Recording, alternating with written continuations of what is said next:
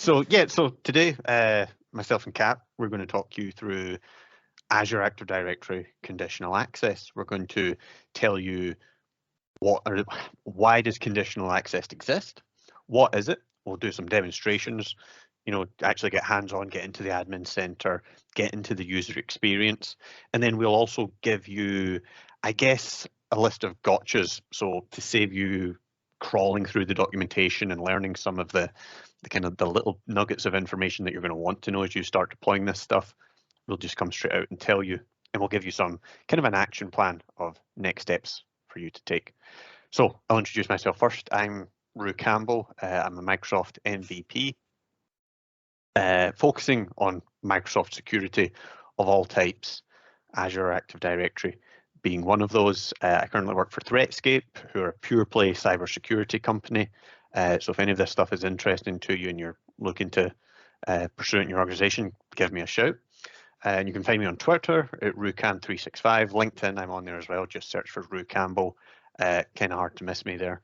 And on YouTube, on Spotify, Apple Podcasts, all that good stuff. If you search for Cloud Conversations, you'll also find the podcast that I run, Kat runs, Pete runs, who's moderating this session, and also Azure McFarlane runs that as well.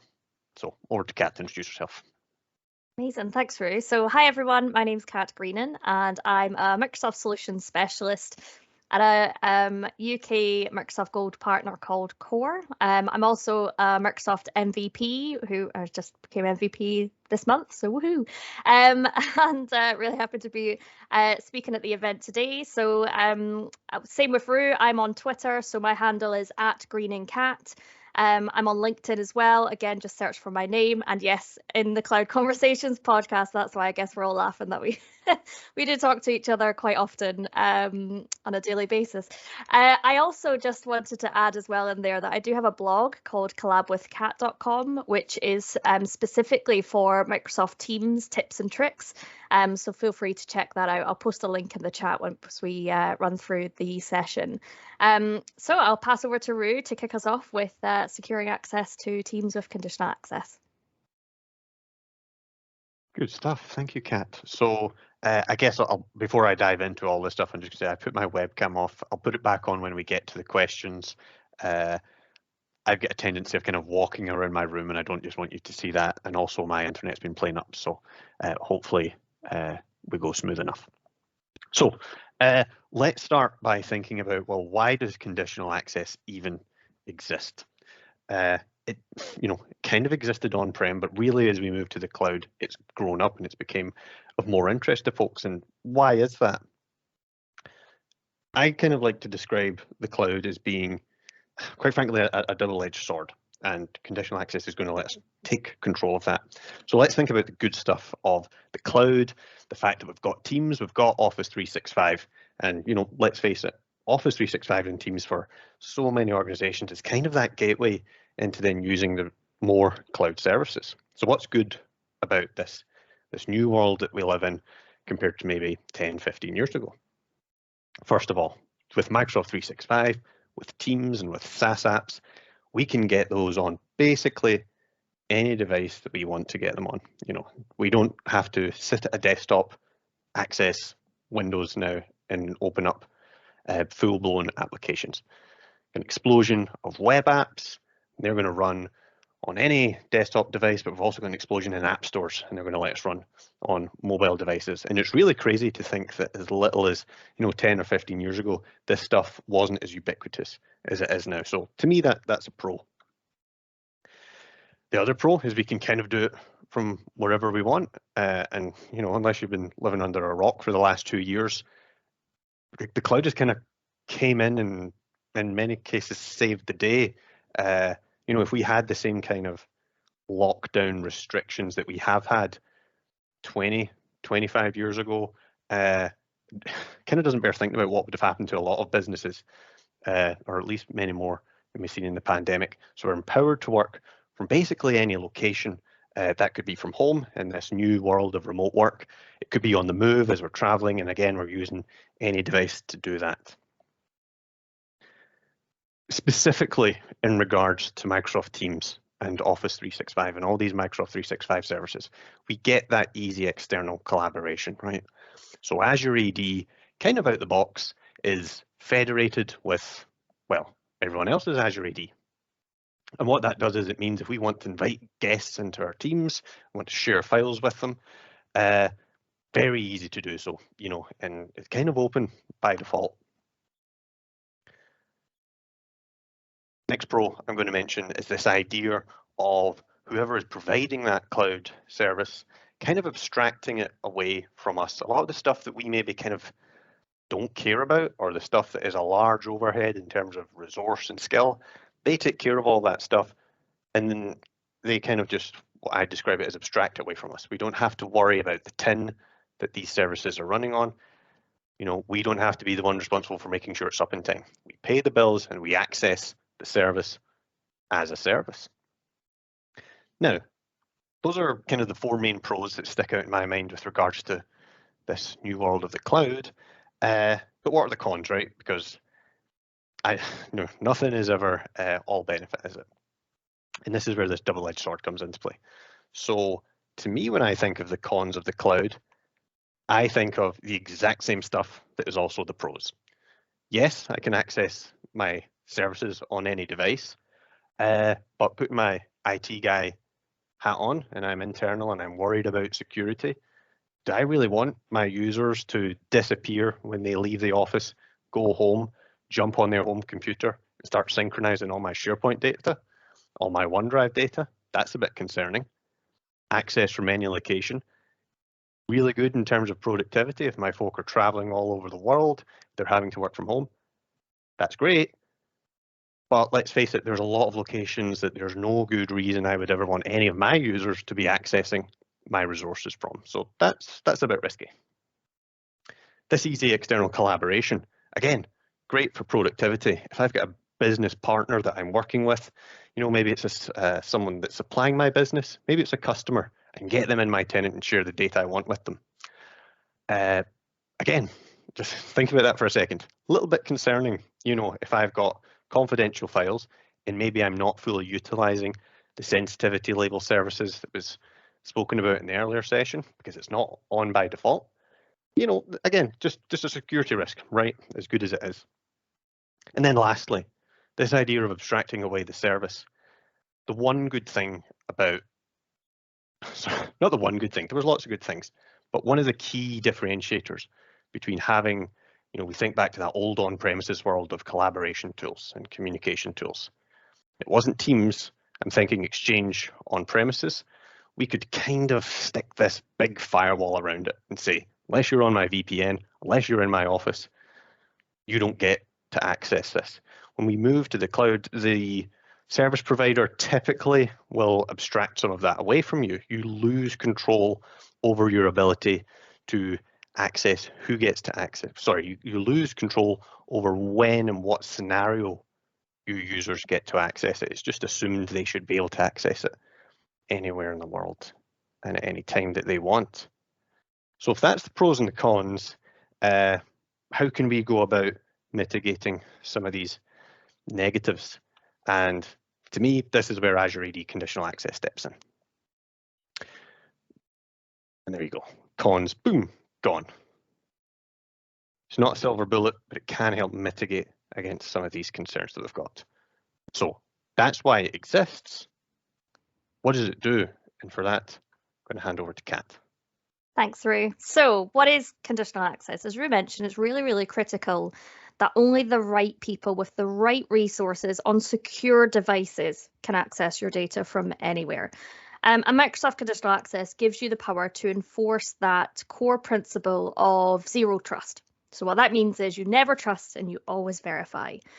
And the zero trust security model really relies on a security policy engine to make decisions that you can enforce throughout your digital estate. Conditional access enables you to fine-tune access policies based on user, device, location, and even session risk information. Now that gives you a lot better control on how your users are actually accessing their corporate resources. And you can then use additional challenges like multi-factor authentication, terms of use. You can restrict access. You can decide whether to allow, deny, or control access. So if you think of it as if this, so that's the first part of that slide.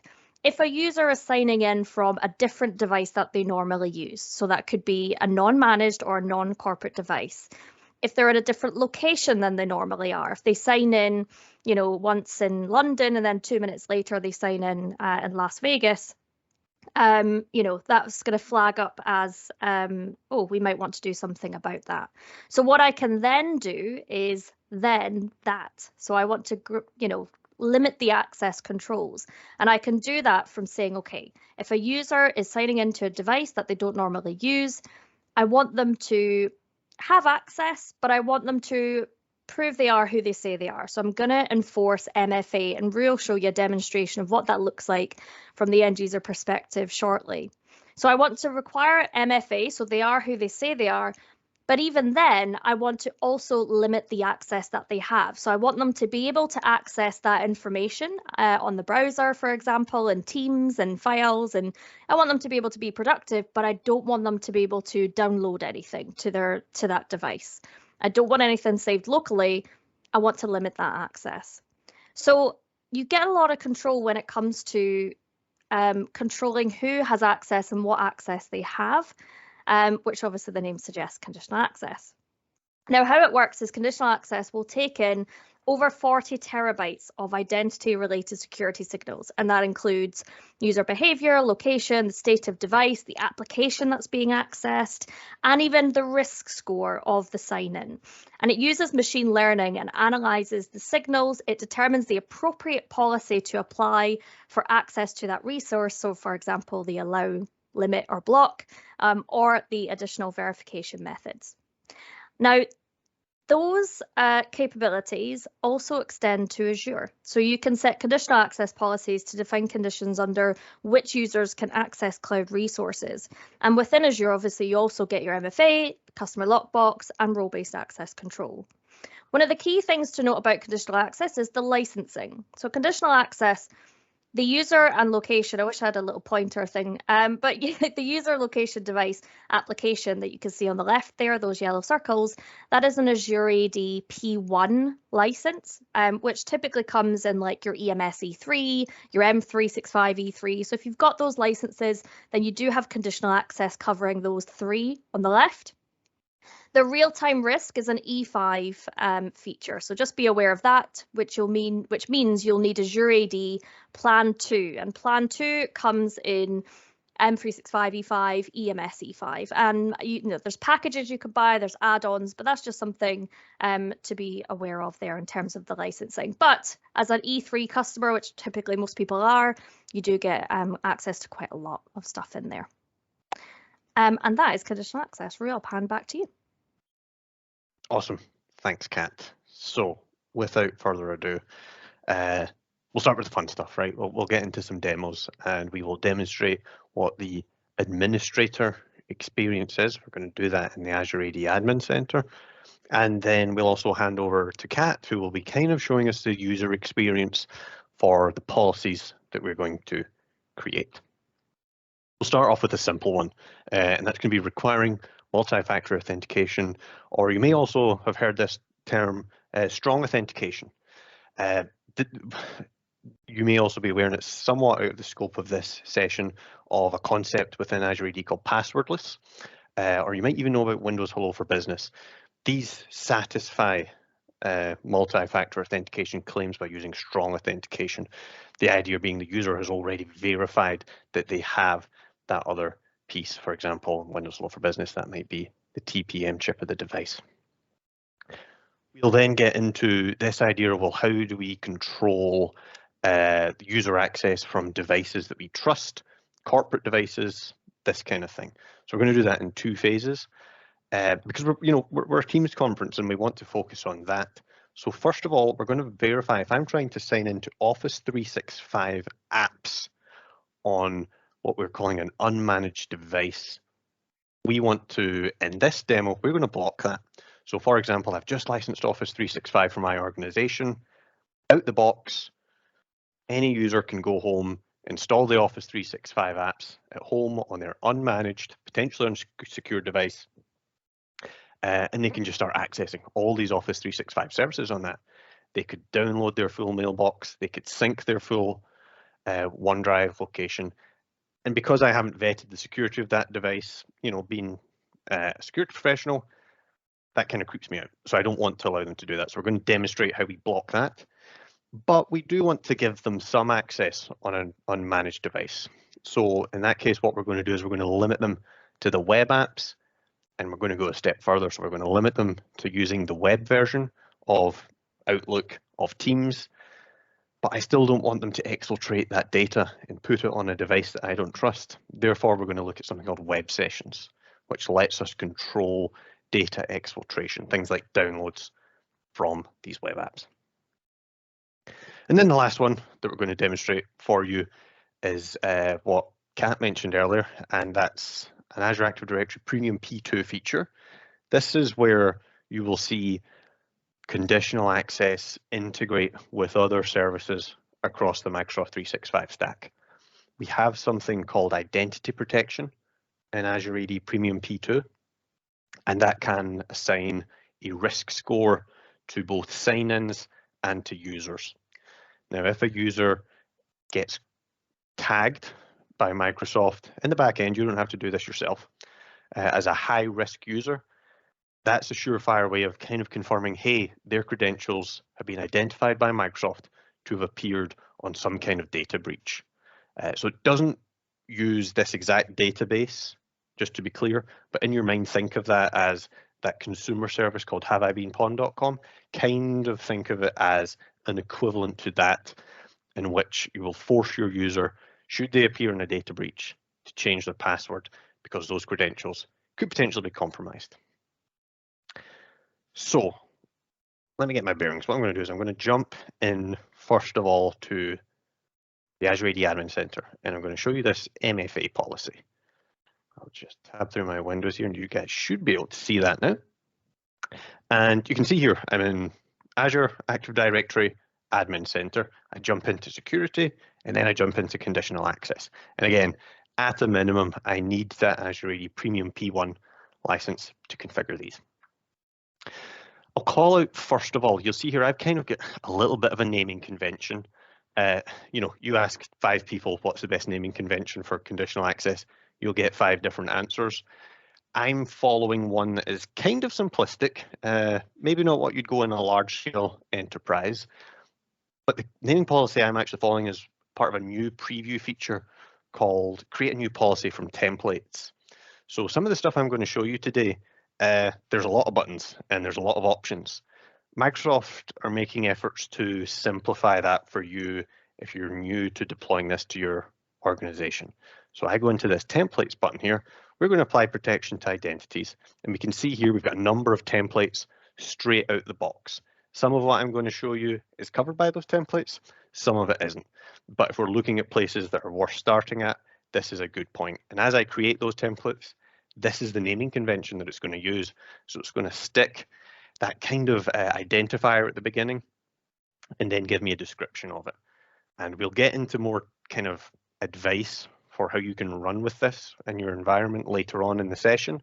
But one of the big things I'm going to recommend is name these policies in a way that you can just look at it and know exactly what it is. So let's get into it.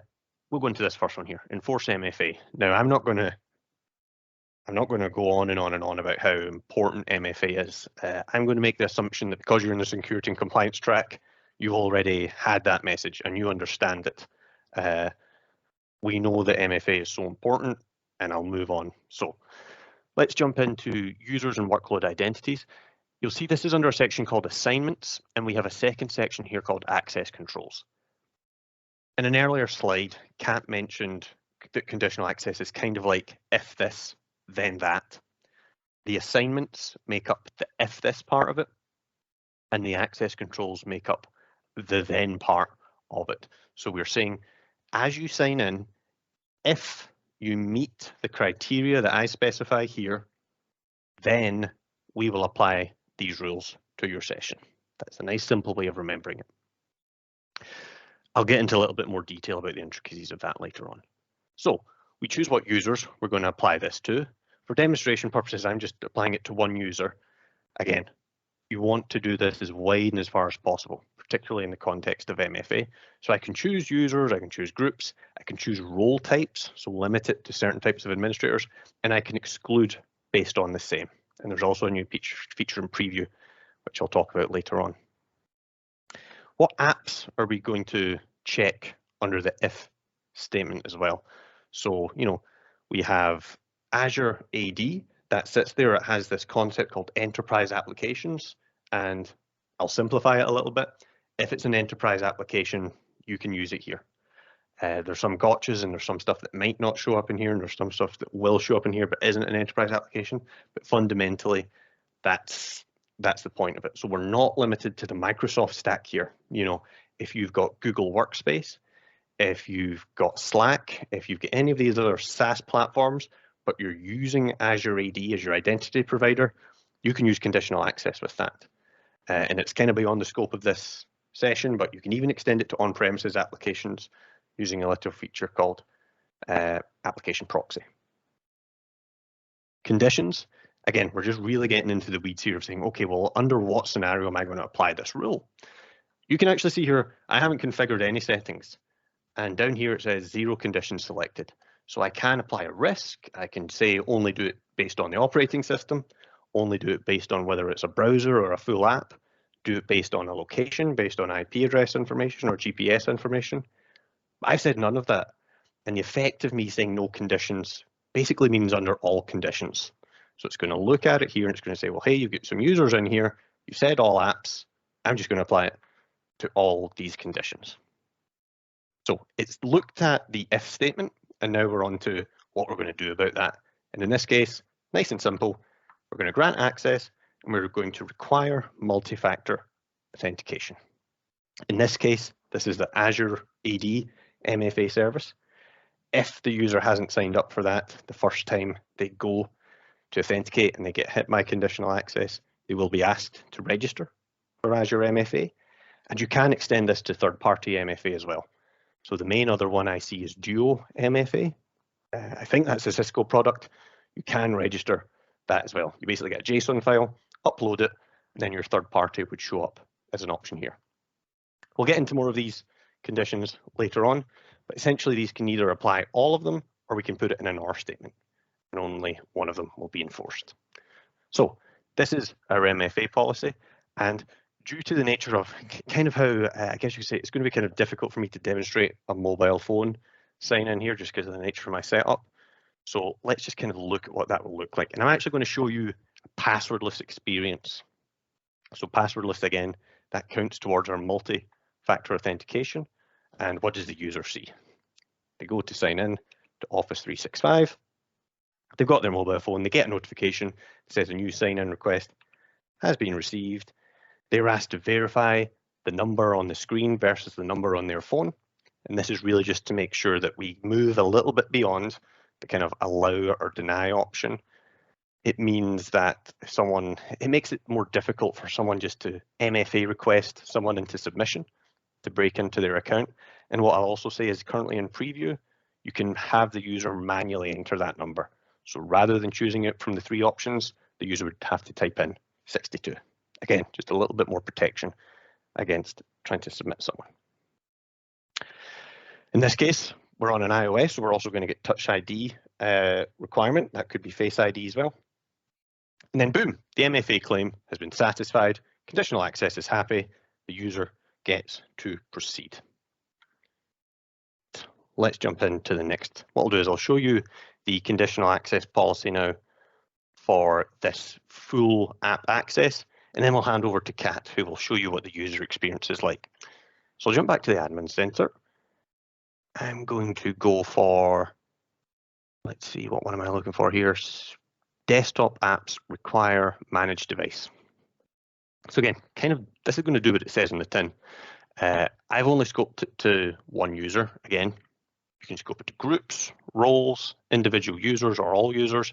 I've said all cloud apps. I'll come back to this part later with regards to how teams works here. And then under conditions, I'm going to jump into my device platforms.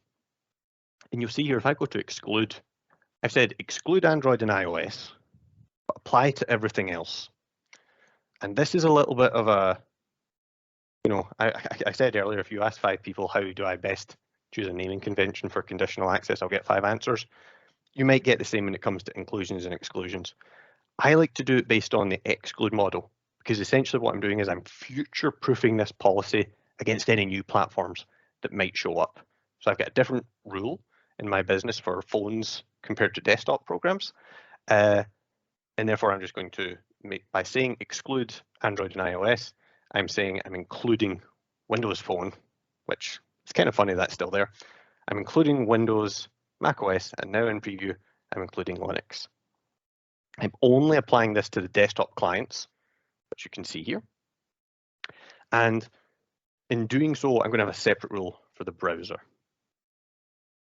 If I go to grant, you'll see, so those are the conditions we're matching. And then we're going to say we're going to let you in, but that device needs to be marked as compliant, or it has to be hybrid Azure AD joined. Hybrid Azure AD joined is basically an extension of your on-premises domain joined devices into Azure AD, and compliance is something that's governed through Intune, where it has to meet a set of benchmarks. You can go a step further and also say that BYOD devices cannot be compliant, and that's how you control that feature.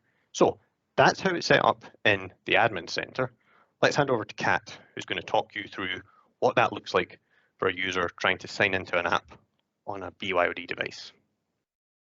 Okay, so I am said user, and I have my personal device, and I'm trying to log in to my Works OneDrive for Business. So I'm trying to get that on my desktop app because I want to open it up. I want to sync all my files to my desktop. I want to download stuff, copy stuff, take stuff out.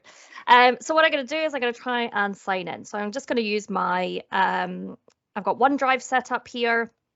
This will obviously work with Microsoft Teams as well, or any Office applications. It's asking me for my password, so I'm going to sign in, all normal, all good. I'm being prompted to prove I am who I say I am, so MFA, which is what Ruth showed you earlier. And now, because I'm on a non-managed device, I'm on a personal device, it's not managed, it's not corporate, and Ruth just set up that policy, it's now blocking me from being able to access that desktop application. So I get the notification as an end user to show me that you can't get there from here.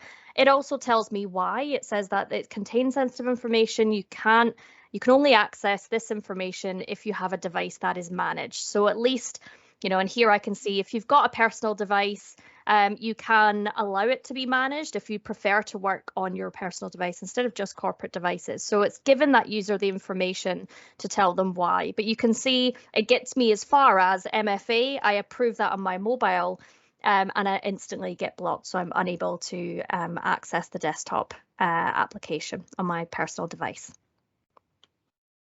Awesome. Good stuff, Kat. Right, let's jump into the next scenario, right? So Kat's established I'm on my BYOD device. I can't get into the full app. What about the web version? Because let's face it, those are the two ways we've got of accessing Teams and Office 365 resources. We've got another conditional policy to handle that. Again, scope our users, scope our applications, and then in under conditions, I'm going down here and I'm basically saying client apps, we're going to limit that to the browser. And for this rule, I'm going to exclude compliant devices and hybrid Azure AD joined devices. So I can reasonably assume that that ultimately is going to mean my corporate devices. A few caveats around that, but that's ultimately what I'm trying to achieve here. And this is using a new mechanism called filter for devices, where we can take a whole number of properties about devices and apply policy based on them. So you can do a whole bunch of cool stuff here. I'm looking at the clock though, and I don't have time to tell you about all the other cool stuff you can do. We're going to focus on securing these BYOD devices. So we're targeting BYOD devices. That's the if part of it. What about the then part of it? What actions are we going to apply to these BYOD devices? I'm basically saying that if you're accessing us on the web from a BYOD device, we're going to force you to use something called Conditional Access App Control. Now, this is where we're going to extend conditional access into using other parts of Microsoft 365 security as well. I'm going to jump over now to Microsoft Defender for Cloud Apps. What this policy is doing is saying, if you have met these circumstances, we're going to hand over to Defender for Cloud Apps to have policy controls over your web session. Now, Defender for Cloud Apps, previously called Cloud App Security or MCAS, that's a session in its own right. So I'm just going to skim through this. But if I go into this policy here, it's called block downloads. So again, does what it says on the tin. I'm just going to go down here and we can basically say, you know, we're going to control file downloads and we're going to block them. And I could be smart about this. I could only block downloads that had sensitive types of information, all that good stuff. But, you know, I'm just going to kind of go brute force at this and I'm going to say, no, we're just going to block all downloads on these unmanaged devices. So that's how it's set up in the background. And again, let's jump over to Kat, who's going to show us what the user experience is. Perfect. So I am still that same pesky user trying to get access to all my stuff, and I'm logging in now to the web browser. So I've just opened up a browser. I'm trying to log into Office 365. So what I'm going to do is I'm just going to sign in here. And there we go. You'll see it will prompt me for MFA because there we are. Let me approve that. Now, when I sign in, because I'm on the browser this time on my personal device, I can access Office 365. And what I can even do is go into Microsoft Teams if I need to, and I can start working and I can post messages, I can look at files, and I can be productive. But there is going to be that limitation that Rue just talked you through. So in here, instantly what you can see is when I try to access Teams, it's telling me that Microsoft Teams is being monitored. And so I can access it from a web browser, and there may be a few things that I'm not able to do. So I'm going to continue on to Microsoft Teams now that I've got that notification as an end user, and you can see in the link there, it's the .mcas. So that's where I get that kind of view of, yeah, this is being monitored, and I'll have limited, there's things that I won't be able to do within it. So I'm going to open up Microsoft Teams, and as a user, I will be able to go in and collaborate and get my work done. But, and this is where my computer's slow, so I'm trying to fill this loading time with me talking. So what I could actually do is open up, you can see I could go into my Teams. Let's go into sales and marketing in general. I need to work in here. I need to post messages, which I can do. I need to go in and view some files, which of course I can do as well. But what will happen is if it would help if I would choose a team that actually has files in it. There we go. What will actually happen is when I open up a file, or, you know, I could click on it, I could view it. But if I try to download that file from the browser version of Teams to my desktop, it is instantly blocked. So I'm not able to take that information outside of Teams onto that personal device. Telling me it's blocked by the organization, it's telling me why it's blocked, and you'll see even when I do try to open up the blocked file, again, it's giving me that notepad notification in there as well. As personal devices are not authorized to download from corporate apps. So you can sleep a little bit better at night knowing that wherever your users are accessing that data and information, it's staying where you want it to stay. It's not being pulled out or downloaded to any devices where you may no longer have that control. Back to you, Rue. Awesome. Thanks, Kat. Let's get the admin center back up. So the demo gods have been on our side so far. We got one more to do. Let's hope they stay with us. In this case, what I'm going to do is I'm going to force users to change their password if they are high risk. We have something called identity protection. This is looking for password breaches and a whole bunch of other stuff. If the user is marked as high risk, we can safely assume that user has shown up on a data breach. The conditions, user risk, we've gone for high. Depending on your appetite, you could lower that. And if I go to access controls, I have to choose require MFA in this scenario. And then I'm also going to require that user to change the password. So back to Kat to show you what that user experience is like.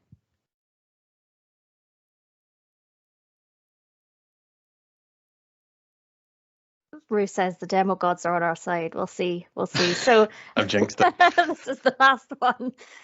Okay, so what I got to do from here as a user, I'm a risky user, and I'm going to log in to Office 365, and this time I'm logging in as Adele, who in this case is the risky user. And what I'm going to do is I've got hold of the credentials, I'm adding in the email, I'm adding in the password, I'm even going through MFA. And what will happen now is I am prompted and enforced to change my password and update it. So I get as far as being able to log in if I've got the credentials, even with MFA, I've approved that. But because it's a risky sign and it's picked up that someone else might have access to my account. The nice thing about this is it also does tell the user why they're asking me to change my password, because I know a lot of end users typically, do the whole, oh God, I've changed password again, it's that time already. But at least here we have a reason why, and it enforces them to do so. And so it gives that kind of nice notification. So again, even that kind of risky sign in is being protected or being blocked from getting into your data. So the demo gods were on our side. Good stuff. Wow. Right. Everything else is just a bonus at this stage. Okay, so let's talk about just a few things that might not be so obvious. I'll maybe even try. I've tried to keep an eye on the questions. I might be able to answer some of them here as well. So just little nuggets of information that might help. Kat already mentioned licensing, and I know it's everyone's favorite topic, so I'm going to bring it up again. Conditional access itself, the pure basics of conditional access, that's going to require at a minimum Azure AD Premium P1. That can be licensed standalone. You can get it as part of E3 as well.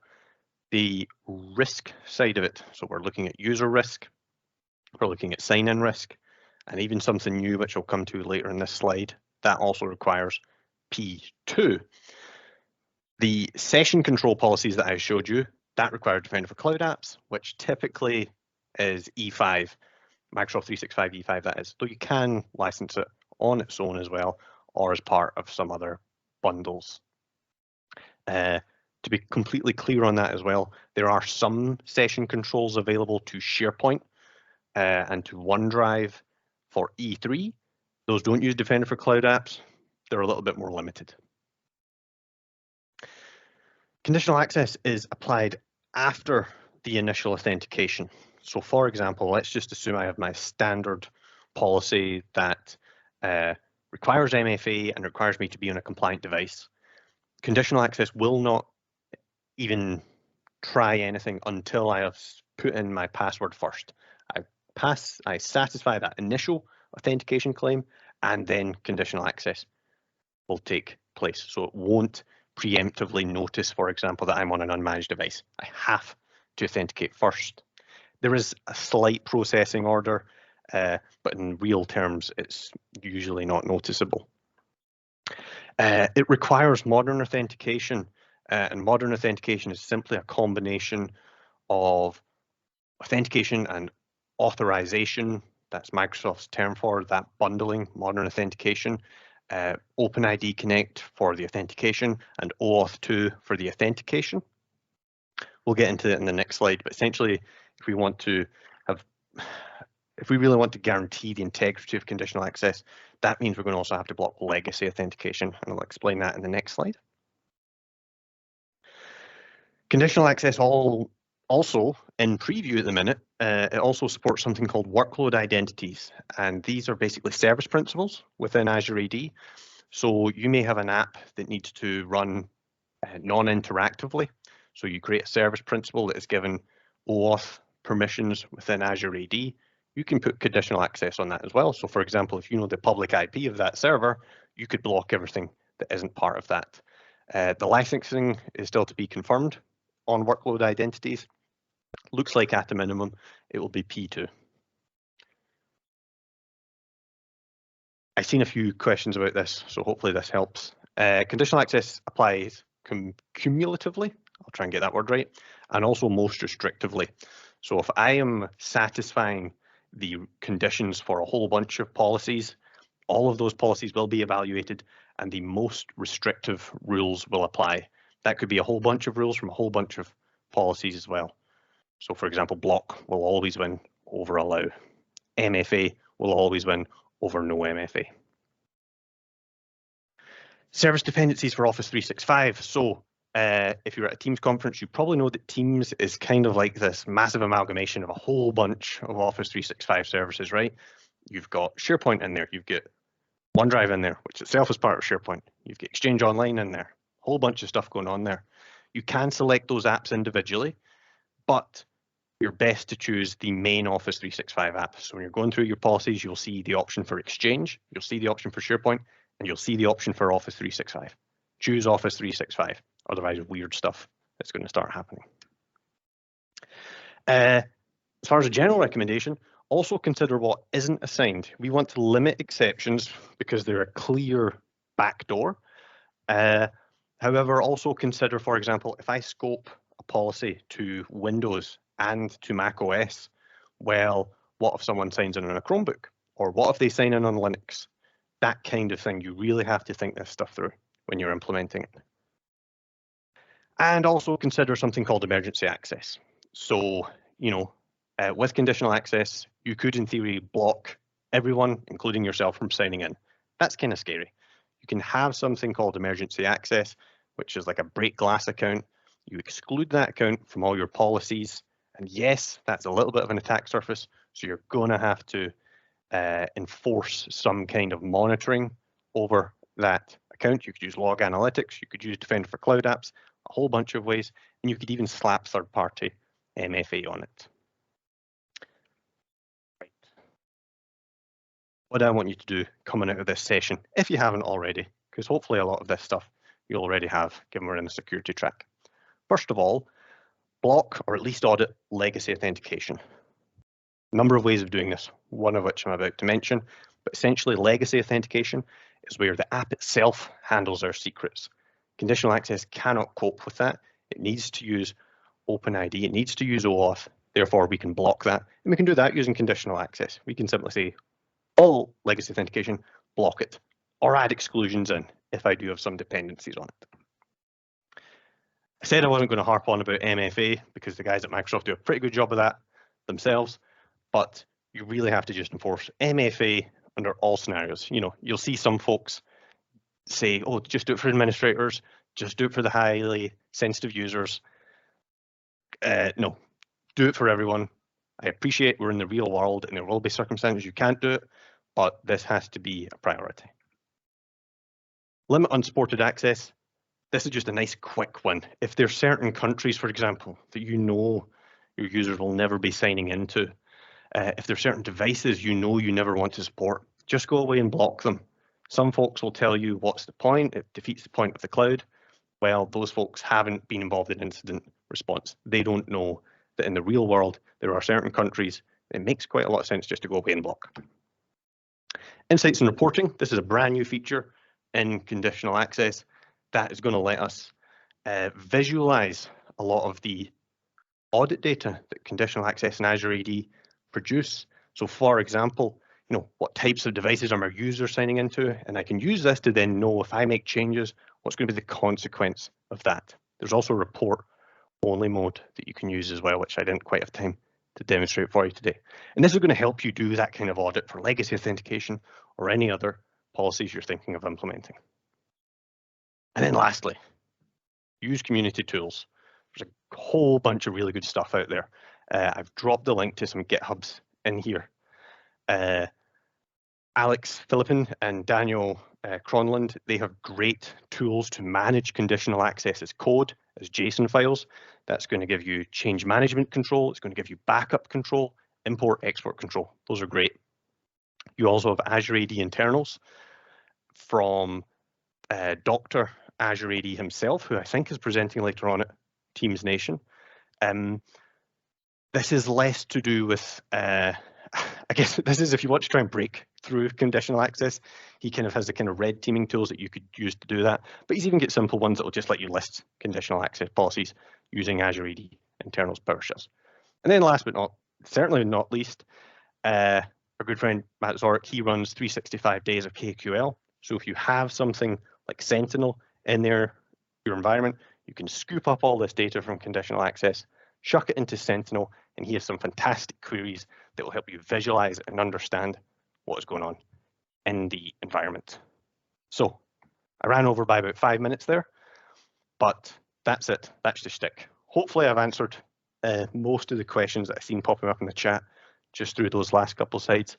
If not, I guess I've got time for them now, or you can hit me up on Twitter at Rucam365 or even on LinkedIn as well.